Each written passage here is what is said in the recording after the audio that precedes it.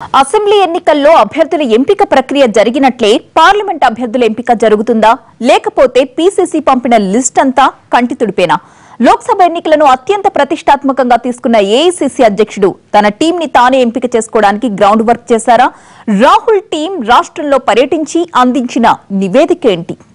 Telangana Congress parliament అభ్యర్థుల ఎంపికపై అధిష్టానం సీరియస్ గా దృష్టి సారించింది. మరికొద్ది గంటల్లో 17 మంది పార్లమెంట్ అభ్యర్థుల జాబితా విడుదల కాబోతున్నట్లు తెలుస్తోంది. అయితే అసెంబ్లీ ఎన్నికల్లో మాదిరిగా అభ్యర్థులను ఎంపిక చేయడం లేదట ఏఐసీసీ. అసెంబ్లీ ఎన్నికల్లో అభ్యర్థుల ఎంపిక బాధ్యతను రాష్ట్ర నేతలకే వదిలేసింది కాంగ్రెస్ అధిష్టానం.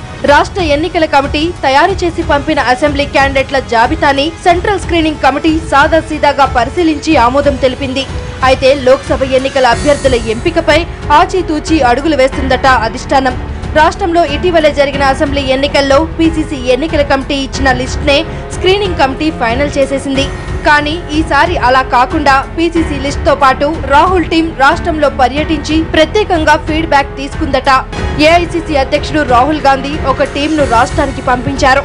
ఆ టీం పార్లమెంట్ పరిధిలో వచ్చే అసెంబ్లీ నియోజకవర్గాలలో తిరిగి అక్కడ ఉన్న పార్టీ నాయకులు ప్రజలను కలిసి బరిలో ఏ అభ్యర్థి ఉంటే బలంగా పోటీ ఇవ్వగలరని ఆరా తీసినట్లు సమాచారం. అలా 17 లోక్సభ నియోజకవర్గాలలో సర్వే నిర్వహించి ఒక లిస్ట్ ను రెడీ చేసిందట. ఆ 3 మెన్ కమిటీ ఇచ్చిన లిస్ట్ ను పక్కన పెట్టుకుని రాష్ట్ర ఎన్నికల కమిటీ పంపిన జాబితాతో కంపేర్ చేస్తూ అభ్యర్థులను నిర్ణయించిందట ఏఐసీసీ. పార్లమెంట్ ఎన్నికల్లో ఖచ్చితంగా మెజారిటీ సీట్లు సాధించాలని భావిస్తున్న కాంగ్రెస్ అధిష్టానం అభ్యర్థుల ఎంపిక దగ్గర నుండి ప్రతి విషయంలోనూ ఆచితూచి వ్యవహరిస్తున్నట్లు కనిపిస్తుంది.